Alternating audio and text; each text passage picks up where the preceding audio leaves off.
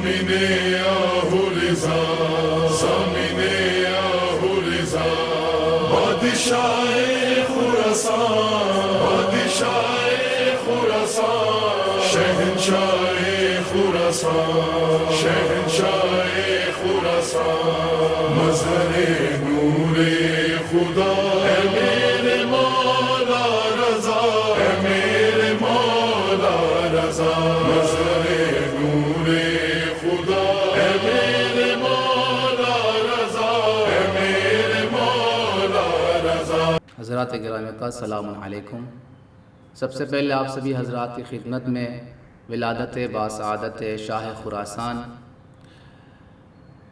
امام ہشتم امام علی ابن موسیٰ الرضا علیہ السلام کی اس بابرکت ولادت کو مبارکباد پیش کرتا ہوں، اور پھر اپنی طرف سے آپ کی طرف سے تمام علماء، دانشوران اور رہبر معظم اور امام زمانہ عجل اللہ تعالی فرجہ الشریف کی خدمت میں ہدیہ تبریک پیش کرتے ہیں۔ آج کے اس پروگرام کو بھی کلام الہی سے آغاز کرتے ہیں، پر محمد و آل محمد صلوات۔ اللہم صل علی محمد و آل محمد۔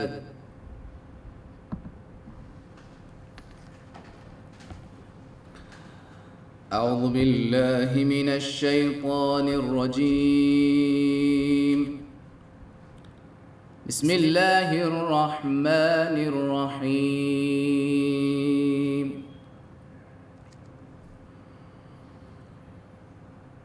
هل أتى على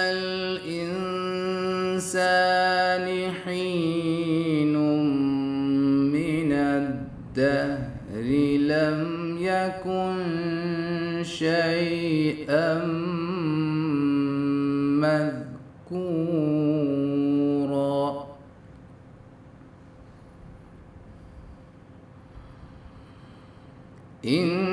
إنا خلقنا الإنسان من نطفة أمشاج نبتليه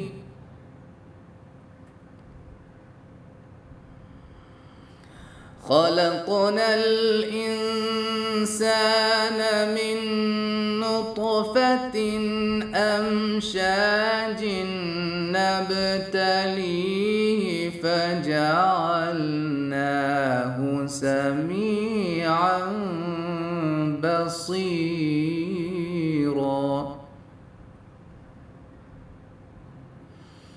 إنا هديناه السبيل إما شاكرا وإما كفورا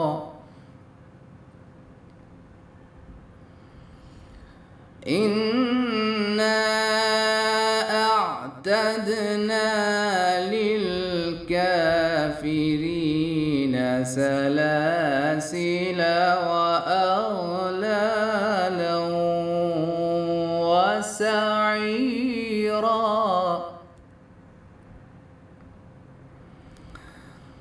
إن الأبرار يشربون من كأس كان مزاجها كافورا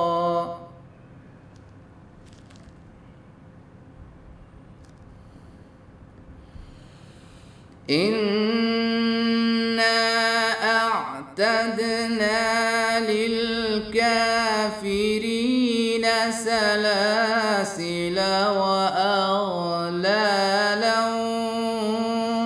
وسعيرا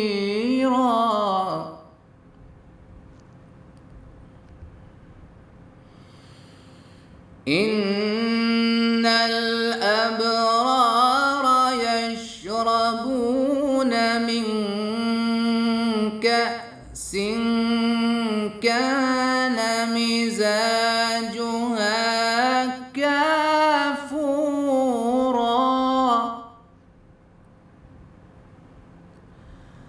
عينا يشرب بها عباد الله يفجرونها تفجيرا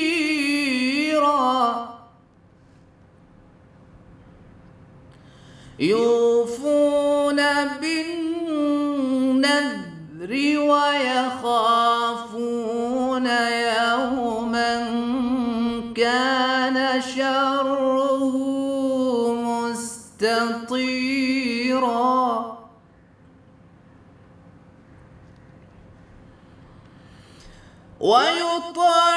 ويطعمون الطعام على حبه مسكينا ويتيما وأسيرا إنما نطعمكم لوجه الله لا نريد منكم جزاء ولا شكورا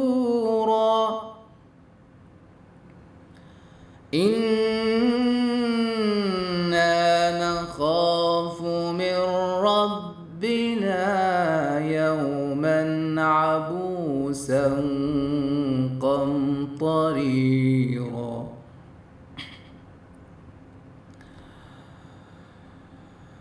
فوقاهم الله شر ذلك اليوم ولقاهم نضرة وسرورا صدق الله العلي العظيم۔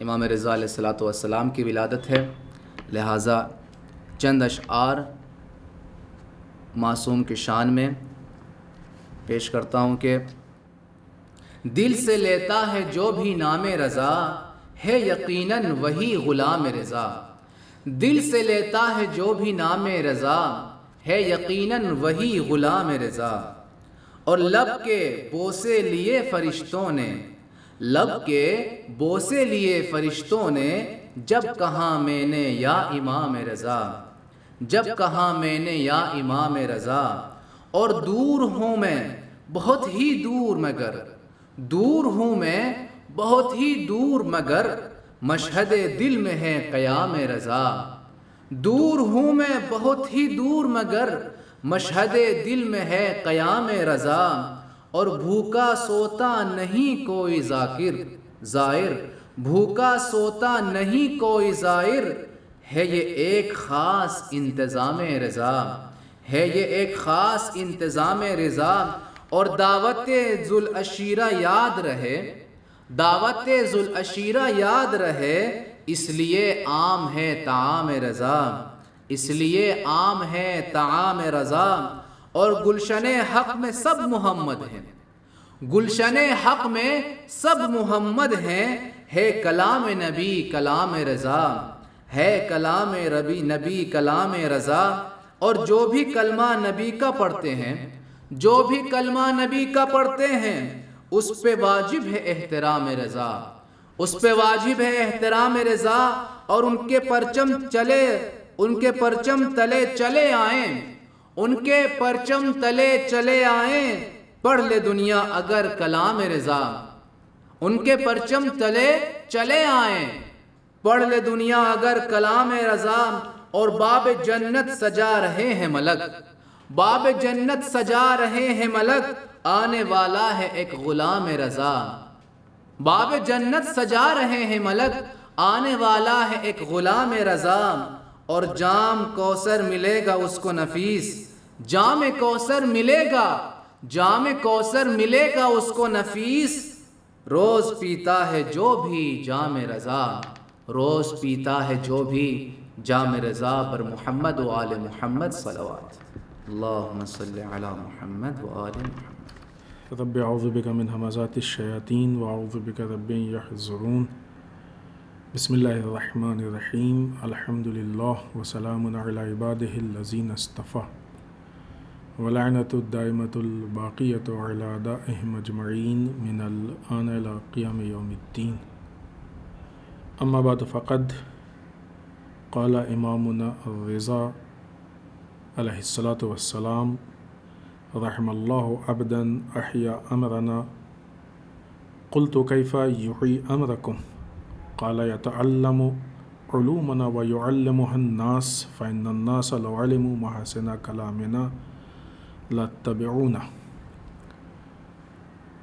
یہ عظیم تاریخ ولادت باسعادت امام علی بن موسیٰ الرضا علیہ الصلاۃ والسلام کی تبریک و تہنیت آپ سب کی خدمت میں عرض کرتے ہیں، اور ہم سب کی طرف سے تمام علماء، مراجع، ولی فقیہ، بالخصوص وقت کے امام کی خدمت میں تبریک و تہنیت عرض کرتے ہیں۔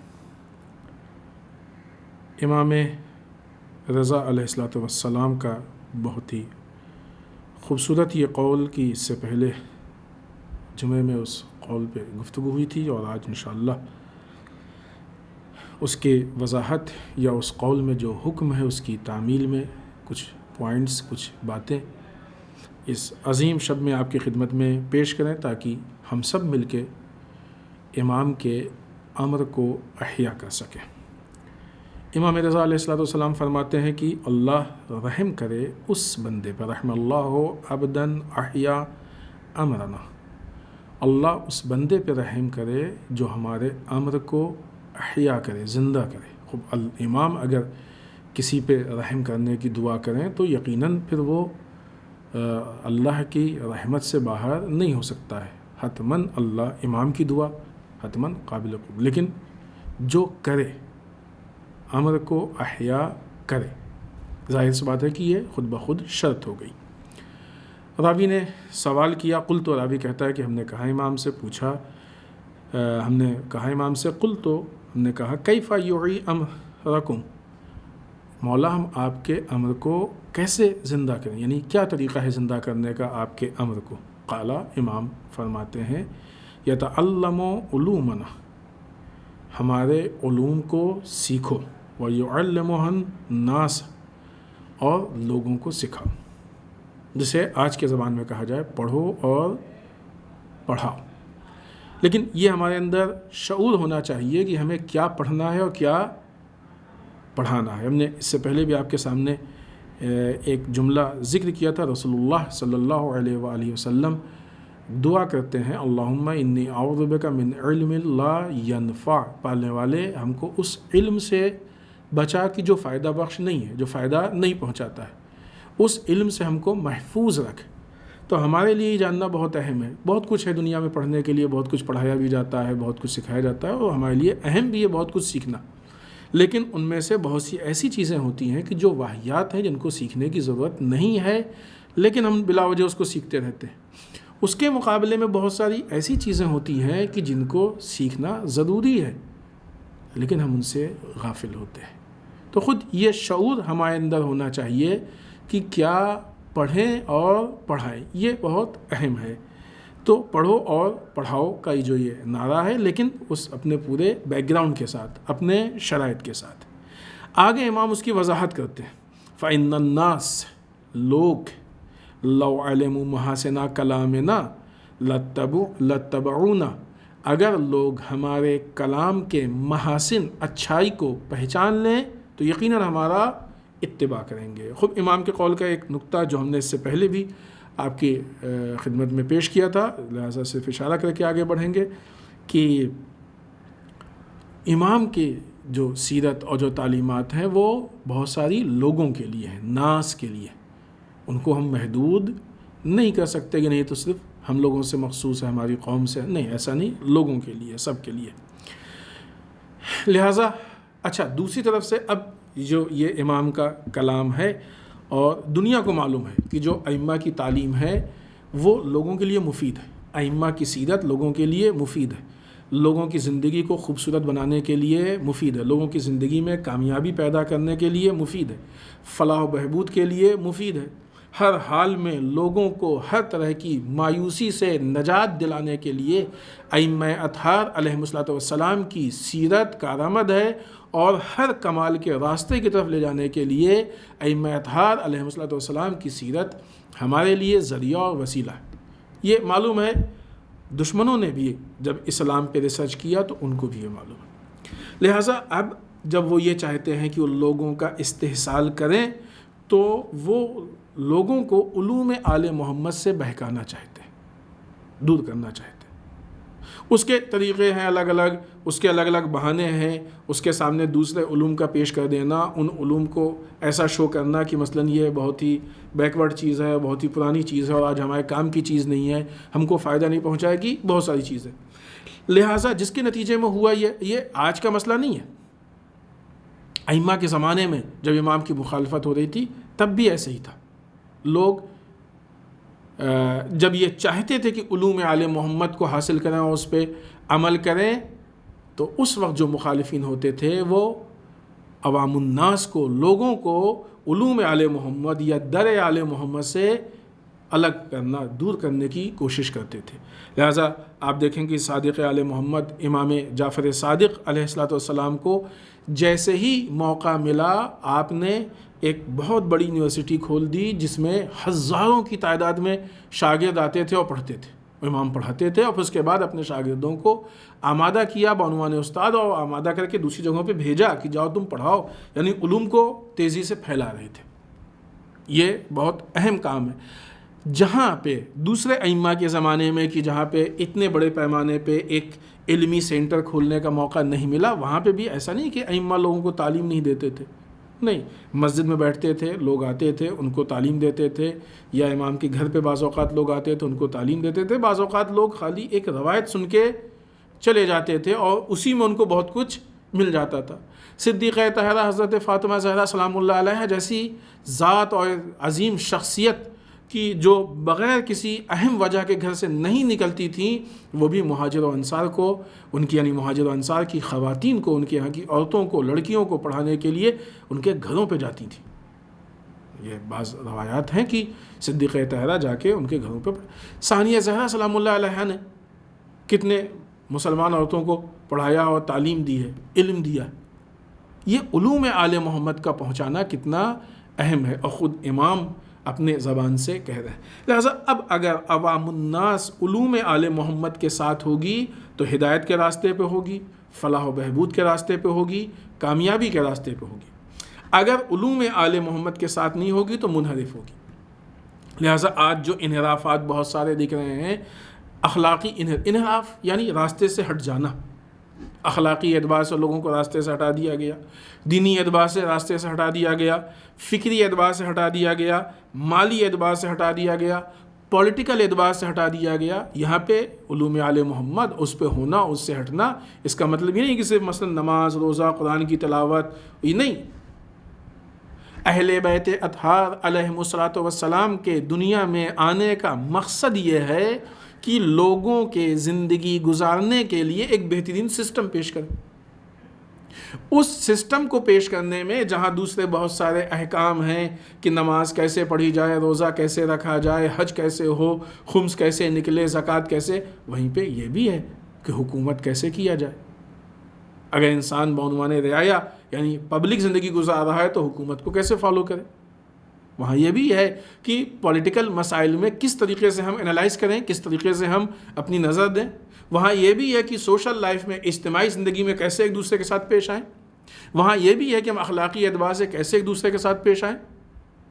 ایسا نہیں ہو سکتا ہے کہ ہم اسلام کو ان ساری چیزوں سے ہٹا کے اور صرف ایک خاص محدود کچھ چیزوں میں لے کے آ جائیں اور پھر اس کے بعد اسی کو ہم اسلام سمجھیں، اسی کو آل محمد کی تعلیم سمجھیں یا آل محمد کے علوم تصور کریں۔ یہ غلط فہمی ہے۔ اسلام کو محدود کرنا ہے، اور اسلام کو محدود کرنے کا حق کسی کو نہیں ہے، تو دشمن کی پالیسی ہے کہ اسلام کو اتنا محدود کر دو کہ عوام تک نہ پہنچنے پائے۔ آل محمد کی یہ کوشش و کاوش ہمیشہ رہی ہے کہ اسلام کو اتنا عام کر دو کہ اسلام لوگوں تک پہنچ جائے۔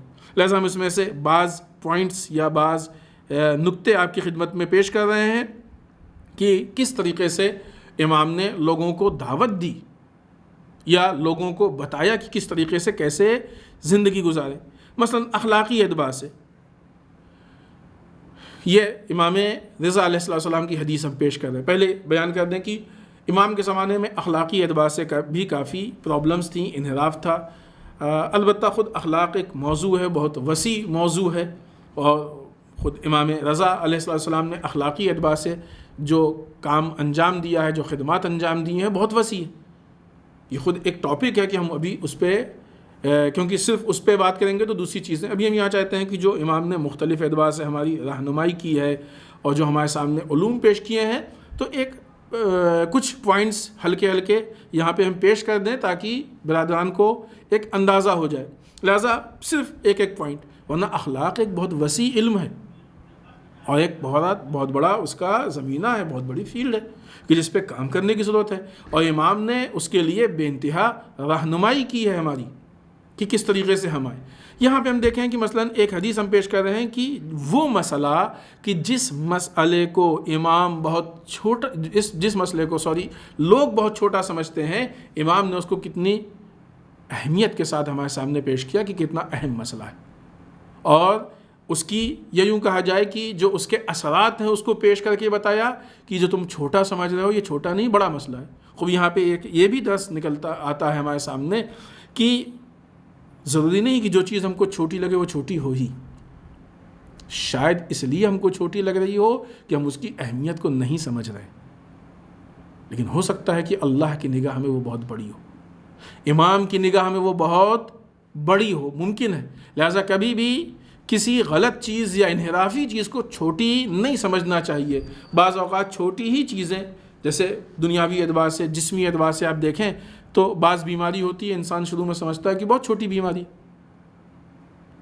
لیکن جب وہی بیماری پھیلتی ہے اور جسم کے اوپر قبضہ کر لیتی ہے، جسم کے مختلف اس میں یا کنٹرول سے باہر نکل جاتی ہے، تو بعض اوقات وہ بیماری انسان کے موت کا سبب بن جاتی ہے، یا اگر موت نہیں تو حد اقل بہت زیادہ مشقت کا سبب بن جاتی ہے کہ انسان پریشان ہو جاتا ہے. تو ڈاکٹرز یہی کہتے ہیں کہ نہیں، کبھی بھی ہر چیز کو چھوٹا مت سمجھیں، شروع میں ہی آسان ہے اس کو. لہٰذا کبھی بھی کسی بیماری اور پرابلم کو چھوٹا نہیں سمجھیں، انحراف کو چھوٹا نہیں سمجھیں، بلکہ کوشش یہ کریں کہ اہل بیت اطہار علیہم السلام کی سیرت کے آئینے میں اس کو تلاش کرنے کی کوشش کریں کہ اگر ائمہ کے سامنے یہ مسئلہ پیش آیا تھا تو ائمہ نے اس کو کس نگاہ سے دیکھا تھا، اور یہی اس کا بہترین حل ہے، یہی بہترین طریقہ ہے اس سے نپٹنے کا. یہاں پہ ایک قول ہم امام کا پیش کر رہے ہیں. امام فرماتے ہیں کہ اگر کوئی انسان یا کوئی مسلمان کسی ایسے مسلمان سے ملاقات کرے کہ جو فقیر یعنی مالدار نہیں ہے، اس کو سلام کرے، اور وہی انسان ایک مالدار انسان سے ملے، اس کو سلام کرے،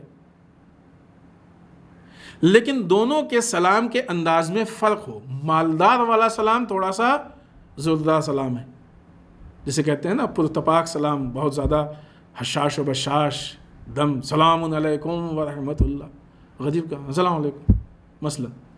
ضروری نہیں کہ یہ انداز ہو سکتا ہے دوسری چیزیں ہو، یعنی ایک فرق ہو، محسوس ہو کہ مثلا یہ انسان دونوں میں فرق کو جو ہے وہ محسوس کر رہا. امام کہتے ہیں کہ لقل یہ انسان اللہ سے روز قیامت اس حالت میں ملاقات کرے گا کہ اللہ اس سے ناراض ہوگا.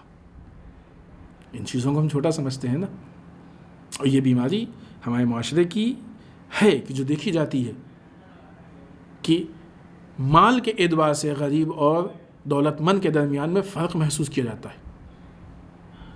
غریب پہ غصہ جلدی آتا ہے، دولت مند پہ آتے ہی نہیں ہے. معلوم ہے کہ مثلا وہ مالدار ہے، ولو یہ کہ اس سے فائدہ ہو نہ ہو یہ بات کی بحث ہے. تو اگر سلام میں فرق پیدا کر دینے سے اللہ ناراض ہے تو جو آگے کے ہم فرق دونوں کے درمیان میں فرق کے قائل ہو جاتے ہیں اس سے کیا ہوگا؟ تو اور بدتر چیز ہے. یہ اخلاقی اعتبار سے بہت اہم پوائنٹ ہے. اگرچہ عین ممکن یہ ہو، اور ہوتا ہے بعض اوقات، کہ شاید وہ مالدار اس فرق کا قائل بھی نہ ہو. یہ بہت بڑی بات ہوتی ہے عام طور سے کہ ایک انسان مثلا جب کسی ایسے کی مال کی بنیاد پہ چاپلوسی کرتا ہے کہ شاید وہ اس بات کا قائل نہ ہو کہ اس کی چاپلوسی کی جائے، اس کو ایک الگ نگاہ سے دیکھا جائے، اس کے لیے فرق برتا جائے، وہ نہیں قائل. وہ کہتا کہ نہیں، ہم جیسے سارے انسان ویسے ہم بھی انسان. لیکن یہ اس کی چاپلوسی میں، اس کی خوشامد میں یہ سارے کام کرتا ہے. خب یہ اخلاقی پرابلم ہے، یہ اخلاقی بیماری ہے. امام رضا علیہ السلام اس کے نتیجے کو بیان کر رہے ہیں. امام کہتے ہیں کہ انسان قیامت کے دن جب اللہ سے ملاقات کرے گا تو اللہ اس سے ناراض ہوگا، کیونکہ اللہ کے نزدیک انسانوں کے بیچ کا فرق مال کا فرق نہیں ہے، انسانوں کے بیچ کا فرق تقوی کا فرق ہے. وہ سورہ حجرات کی آیہ شریفہ جس میں ارشاد ہوتا ہے کہ اللہ کے نزدیک سب سے زیادہ محترم وہ ہے جو تقوی میں سب سے زیادہ ہے. یا دوسرے اعتبار سے کہا جائے کہ سلام یا کلام یا انداز بیان کے اعتبار سے کسی مومن کو حق نہیں حاصل ہے کہ کسی مومن کی توہین کرے. غلط ہے، یعنی اس سے اللہ ناراض ہوتا ہے. اور اگر بالفرض اس کی توہین کی گئی یا اس کو مثلاً اس کی تذلیل ہوئی، اس کو کم، تو یہ حق الناس میں بھی آ جائے گا. حق اللہ سے ہٹ کے حق الناس میں بھی آ جائے گا. خود ابھی اس پہ زیادہ گفتگو نہیں کریں گے، ورنہ پھر وہ دوسرے بعض پوائنٹس جو ہم پیش کرنا چاہتے ہیں وہ رہ جائیں گے. یہ اخلاقی اعتبار سے ایک پوائنٹ ہے کہ جو امام رضا علیہ السلام کی حدیث کے سائے میں ہم نے آپ کی خدمت میں عرض کیا. سوشل زندگی کے لیے امام فرماتے ہیں، لوگوں کے بیچ میں زندگی، یہ ایک حدیث ہے جس میں 3 اہم پوائنٹ ہیں. امام فرماتے ہیں کہ کوئی مومن اس وقت تک واقعی مومن نہیں ہو سکتا کہ جب تک اس کے اندر یہ 3 خصلتیں نہ پائی جائیں. کوئی مومن اس وقت تک واقعی مومن نہیں ہو سکتا کہ جب تک اس کے اندر یہ 3 خصلتیں نہ پائی جائیں. وہ 3 خصلتیں کون سی؟ ایک اللہ کی سنت، ایک رسول کی سنت، اور ایک اس کے امام کی سنت. یہ 3 خصلتیں اس میں ہوں گی تب وہ واقعی مومن ہوگا، اچھا مومن ہوگا. وہ 3 خصلتیں کیا ہیں؟ جو ایک اللہ کی سنت، ایک رسول اللہ صلی اللہ علیہ وآلہ وسلم کی سنت، اور ایک امام کی سنت. امام فرماتے ہیں کہ اللہ کی سنت ہے رازداری. یہ اجتماعی مسئلہ ہے، ہماری جو سوشل لائف ہے اس کا مسئلہ ہے کہ ایک مومن واقعی مومن کب ہوگا کہ جب اس کے اندر یہ 3 خصلتیں ہوں. پہلی خصلت کیا ہے کہ جو اللہ کی سنت ہے رازداری، اور یقیناً اللہ رازدار ہے، ستار العیوب ہے، لوگوں کے عیوب کا چھپانے والا ہے. اللہ کو سب کے عیب معلوم ہے، اللہ کو سب کے راز معلوم ہے، لیکن اللہ یقیناً ایسے اسباب مہیا کرتا ہے کہ لوگوں کے راز چھپے رہ جائیں. اگر خدا نخواستہ لوگوں کے راز اور گناہ سامنے آ جائیں تو لوگ ایک دوسرے کو دیکھنے پہ راضی نہیں ہوں گے. دلوں کی حالت سامنے آ جائے تو لوگ ایک دوسرے کو دیکھنے کے لیے آمادہ نہیں ہوں گے. لیکن اللہ چھپائے ہے، اللہ چھپائے ہے، اس لیے ہم سب ایک دوسرے کو اچھے لگتے ہیں. یہ اللہ کی عوام کی، عام لوگوں کی کیا خصلت ہے؟ ذرا سا کسی کا راز مل جائے تو فوراً معلوم ہے فلاں کا یہ مسئلہ ہے، بہت اپنے کو بنتے نہیں. اگر کسی کا راز ہے تو اس کو راز رکھیں. راز عیب کے عنوان سے بھی ہو سکتا ہے، بغیر عیب کے بھی ہو سکتا ہے. ایک آدمی اپنا راز آ کے ہم کو بتانا چاہتا ہے، آپ کو بتانا چاہتا ہے، سن لیا راز، رکھے گا اس کو، دوسرے کو مت بتائیں. راز امانت ہے، رازداری امانت داری ہے. خب یہ رازداری بھی ایک الگ پورا موضوع ہے، عنوان ہے پورا، کہ جس پہ باقاعدہ گفتگو ہوئی. امام علی علیہ السلام نے راز کے لیے کافی ارشاد فرمایا ہے، دوسرے ائمہ نے، کہ اقوال موجود ہیں. تو یہ ایک اجتماعی مسئلہ ہے کہ اللہ کی سنت یعنی رازداری، یہ مومن کی خصلت ہونی چاہیے. دوسری چیز رسول کی سنت. رسول کی سنت کیا ہے؟ لوگوں کے ساتھ رفاقت سے پیش آنا، دوستی کے انداز میں پیش آنا، اچھے طریقے سے لوگوں کے ساتھ پیش آنا. یہ رسول جب کسی سے ملتے تھے تو بہت ہی مثلاً چہرے کو اچھا بنا کے، حشاش بشاش بنا کے ملتے تھے، مسکرا کے ملتے تھے، اچھے انداز میں ملتے تھے. اور نہیں ہے کہ مثلاً صرف ایسا بنا کے ملتے تھے، بلکہ ایک رفاقت کا ماحول پیدا ہوتا تھا. ہاں، صرف بنانا ہی مقصد نہیں ہے، چہرے کو بنانا ہی صرف جو ہے مسئلے کا حل نہیں ہے. ایک رفاقت کا ماحول پیدا ہوتا تھا، دل میں رفاقت تھی. لہذا نتیجے میں کیا ہوتا تھا کہ ادھر سے بھی اکثر اوقات رفاقت. لیکن ظاہر سی بات ہے کہ بہت سے ایسے تھے کہ جن کے دل مردہ تھے، لہٰذا ان سے رسپانس صحیح نہیں مل پاتا تھا، وہ ان کی پرابلم تھی، لیکن رسول پھر بھی رفاقت سے ملتے تھے۔ لہٰذا دوسری رسول کی سنت ہے کہ جس کی بنیاد پہ ہم جب لوگوں سے ملیں تو رفاقت کے ساتھ ملیں، محبت کے ساتھ ملیں، انسیت کے ساتھ ملیں۔ انسان کی بنیاد انسیت ہے، اسی سے انسان ہے۔ یہ ایک الگ ہے کہ کبھی انشاءاللہ اس کی وضاحت آپ کے سامنے کریں گے۔ تیسری چیز امام کی سنت۔ امام کی سنت کیا ہے؟ سختی کے موقع پہ یا ہر حال میں صبر کرنا۔ یہ تیسری خصلت ہے کہ جو مومن میں ہونی چاہیے۔ یہ ہمارے سوشل مسائل ہیں، اجتماعی مسائل ہیں کہ جب مشکلات ہوں تو اس پہ صبر، کیونکہ فاسٹ ری ایکشن کرنے سے ماحول، حالات، انسان کی جو اجتماعی سوشل زندگی، یہ بہت ساری چیزیں خراب ہو جاتی ہیں۔ لہٰذا انسان کو چاہیے کہ وہ حتی الامکان صبر سے کام لے۔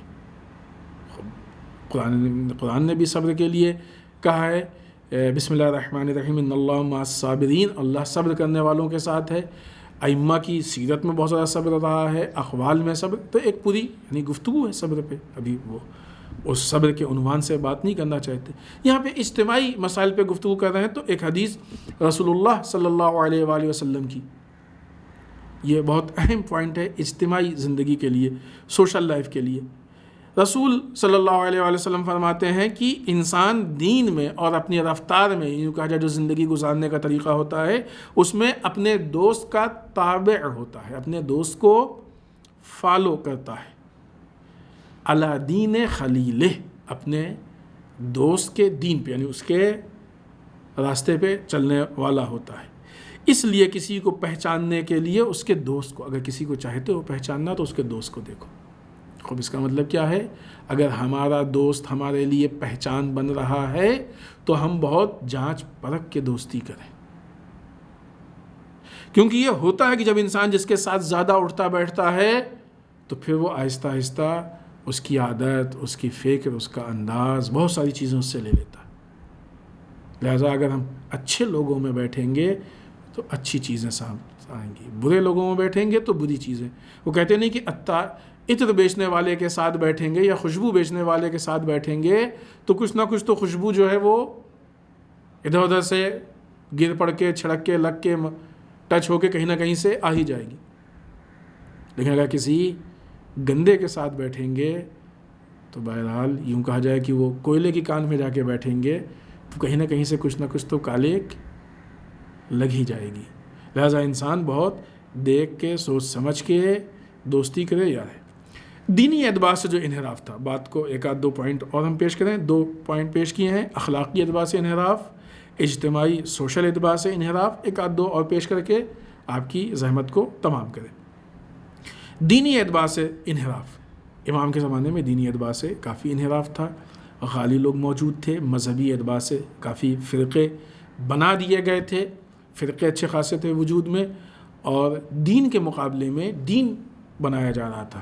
ظاہر سی بات ہے کہ لوگوں سے یہ بات، اس پہ تفصیلی گفتگو ہو چکی ہے، لہٰذا دوبارہ دہرانے کی ضرورت نہیں ہے اس کو، صرف ہم اشارہ کرتے ہوئے آگے بڑھیں گے کہ وہ طبقہ کی جو دیندار ہوتا ہے، دین کو چھوڑنے پر راضی نہیں ہوتا ہے، اس سے دین کو چھڑوانے کے لیے یہ پالیسی ہوتی ہے کہ ایک ڈپلیکیٹ دین اس کے سامنے رکھ دیا جائے، تو وہ اسی کو واقعی دین سمجھ کے اپنا لیتا ہے اور اوریجنل دین کو چھوڑ دیتا ہے، اور اسی کو واقعی دین سمجھ کے یوں کہا جائے گلے سے لگا لیتا ہے، ساری قربانیاں اس پہ دیتا ہے، اس کے لیے لڑتا ہے، اس کا دفاع کرتا ہے، سب کچھ کرتا ہے اس کے لیے۔ یہ پالیسی ائمہ کے زمانے میں اس وقت کے سلاطین و حکام نے بھی انجام دی، اور آج بھی ہو رہا ہے۔ آج یہ MI6 اور اورینٹلزم، ان لوگوں کے ذریعے سے یہی ہو رہا ہے، ڈپلیکیٹ دین بنا کے پیش کر دو، ڈپلیکیٹ یہ، ڈپلیکیٹ وہ، تاکہ لوگ اصلی دین کو چھوڑ دیں، اصلی دین کو فراموش کر دیں۔ جو اصلی دین چھوٹ جائے گا تو خود بخود انسان بے دین ہو جائے گا، ولو یہ کہ دیکھنے میں دیندار لگے۔ اصلی دین یہی بہت ہی بنیادی چیز ہے، لہذا دین کے مقابلے میں دوسرا دین۔ امام علیہ السلام نے اس موقع پہ، یہاں پہ امام کی سیرت بہت اہم ہے، اقوال بھی موجود ہیں، اقوال بھی امام نے ایک موقع پہ کہا ہے کہ بعض ہمارے دشمنوں نے ہمارے متعلق ایسی روایات گڑھی ہیں کہ جس میں مثلاً غلو سے کام لیا گیا ہے، تاکہ مثلا دشمنوں کو فائدہ ہے. ایک پوری تفصیل ہے وہ، چونکہ غالی تھے وہاں پہ، یا مثلا کوئی الزام لگا ہے تو کامیاب ہو. امام نے اس موقع پہ جو امام کی سیرت ہے بہت واضح اور کلیئر، وہ یہ کہ امام نے ایسے موقع پہ یہ پوری کوشش کی کہ جو دین کے مقابلے میں ڈپلیکیٹ دین آ رہا ہے وہ ڈپلیکیٹ دین لوگوں کے سامنے کھول کے رکھ دیا جائے، اس کے اثرات رکھ دیے جائیں، اس کے علل و اسباب رکھ دیے جائیں، اور اس کے مقابلے میں صحیح دین پیش کر دیا جائے.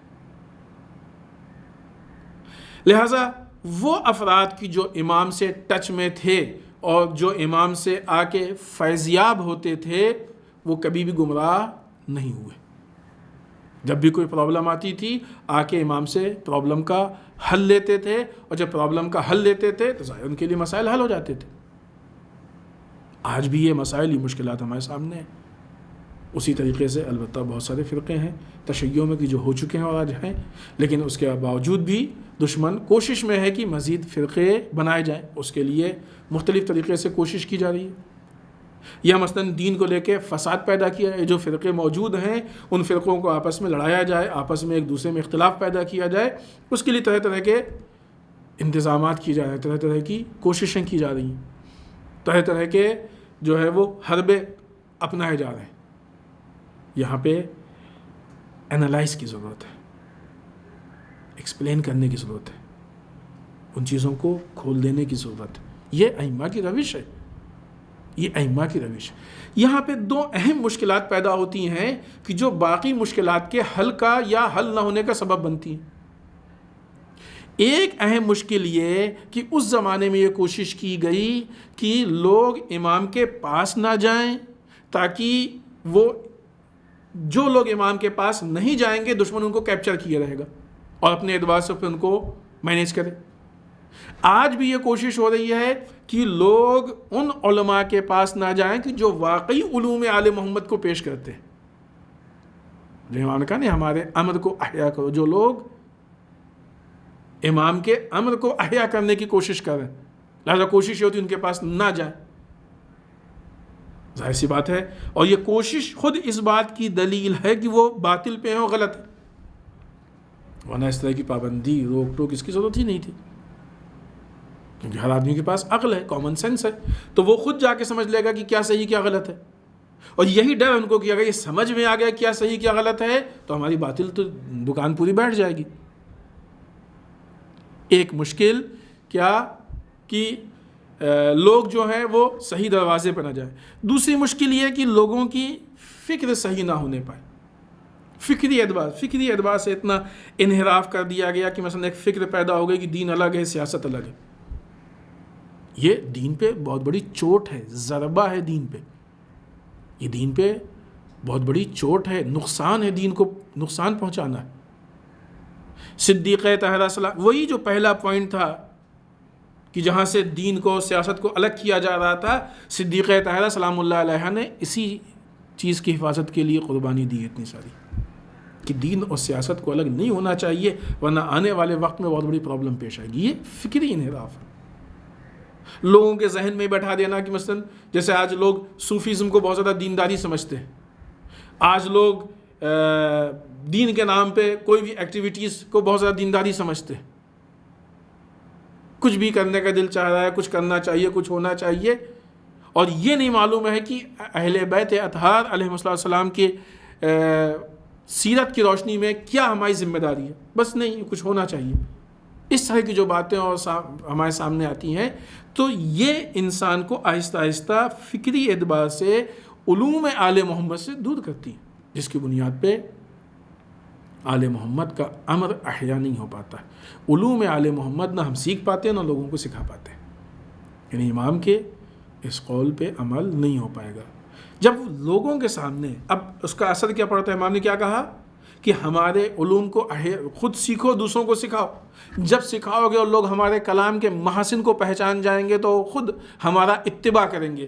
اب دشمن نے اسی کو راستہ بنایا اور اپنی باطل چیزیں ہمارے حوالے کی، اور وہ ہم لے کے لوگوں کے سامنے جا رہے ہیں. اب جب لوگ اس باطل چیزوں کو دیکھیں گے تو نہ یہ کہ اتباع نہیں کریں گے، بدظن ہوں گے. کیا باطل چیزیں ہیں؟ ہمارا کلچر. کیا باطل چیزیں ہیں؟ ہمارے رسومات. کیا باطل چیزیں ہیں؟ ہمارا اپنا بنایا ہوا دین. کیا باطل چیزیں ہیں؟ ہمارے آباء و اجداد کا دین. کیا باطل چیزیں ہیں؟ ہمارے لیے ہمارا تلاش کیا ہوا آسان دین. جب ہم اس کو لوگوں کے سامنے پریزنٹ کریں گے تو لوگ اس سے متاثر نہیں ہوں گے، لوگ الہی دین سے متاثر ہوں گے. اور اسی چیز کو جو بڑی شکل میں دشمن نے پیش کیا ہے، وہ کبھی طالبان کی شکل میں پیش کیا ہے، کبھی داعش یا IS کے شکل میں پیش کیا کہ مثلا یہ اسلام.